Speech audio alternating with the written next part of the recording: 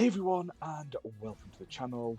My name is Ash, and I am here with a review for PJ Masks Power Heroes Mighty Alliance on Xbox.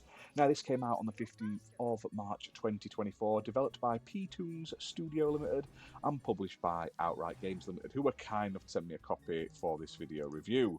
Now, this is a follow-up to the PJ Masks video game that came out a couple of years ago now. While fans of the show would have really enjoyed that one, it was quite basic, straightforward, and a little repetitive, even for younger kids.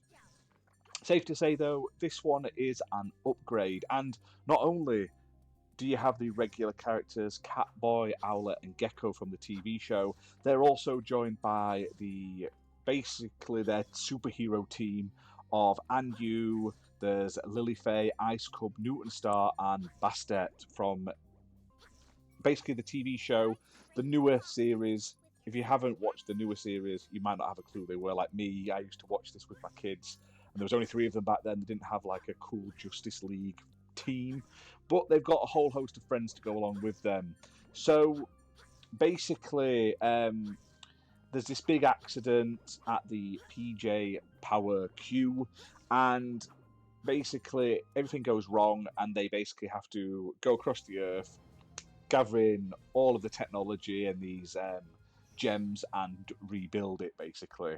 Now, one thing I liked about this game, while the gameplay is very similar to the previous release in terms of what's on offer, driving sections, platforming sections, that sort of thing, it's split up into much more manageable sections.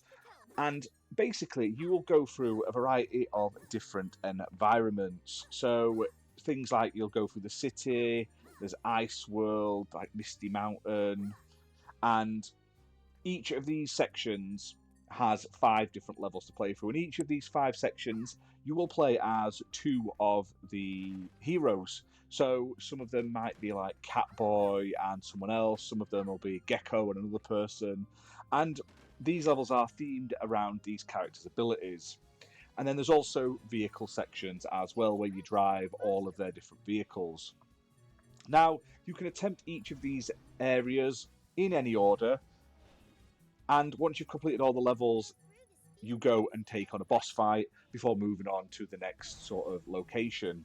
Now, the boss fights are more sort of quick time events, like interactive story animations over actual real like full-on gameplay, but the levels will see you like moving along, avoiding obstacles, collecting gems, collecting secrets, because there's like separate masks to collect and these collectible like prize boxes which will basically unlock a collectible on your wall in your menu option. Basically, it doesn't do a huge thing, you can sort of spin them around and look at them, but it gives you another reason to explore every sort of recess and nook and cranny. Now, there's hundreds of gems to collect on each level. If you fail to collect them all, it doesn't matter, you can still finish the game without them. But if you want that 100% completion to get all the achievements and stuff, there's full replayability. You can replay every single level over and over. Now, this game feels a little bit longer than the previous game. There's definitely more levels here.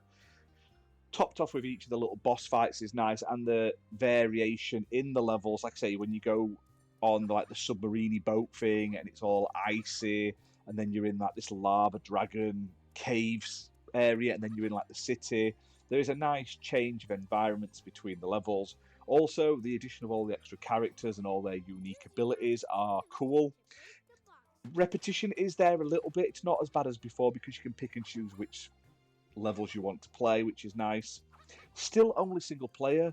Like, this is all about a superhero team, but for some reason it's only a single player game. Like, my kids played this with me, we played it and we just took it in turns. Basically, every time it swaps between a character, we'd sort of swap over. But it feels like you could easily have made a 2-player PJ Masks games by now. Come on guys, or even a 3-player. There's 3 of them. Let's do it. Come on Outright Games, let's make the next one multiplayer. But it's fun. It's a simple 1000 gamer score. You just got to get through all the levels and collect everything and find all the secrets and stuff like that. The story is just your standard sort of superhero, but kids fare, and if you're a fan of the show, you'll probably enjoy it.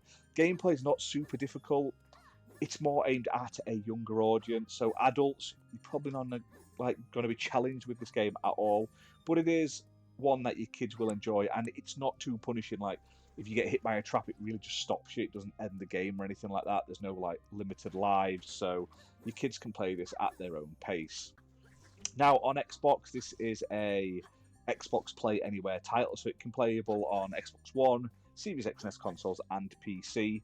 And it's priced at $34.99 full price. It's also available on pretty much every other system platform known to man: Steam, PlayStation, Nintendo. So go out there, grab it if you're a fan. If you've played the original one and thought this wasn't too bad, but it was a bit repetitive, a bit short, then there's more levels in this one, less repetition, much improved. So definitely check it out.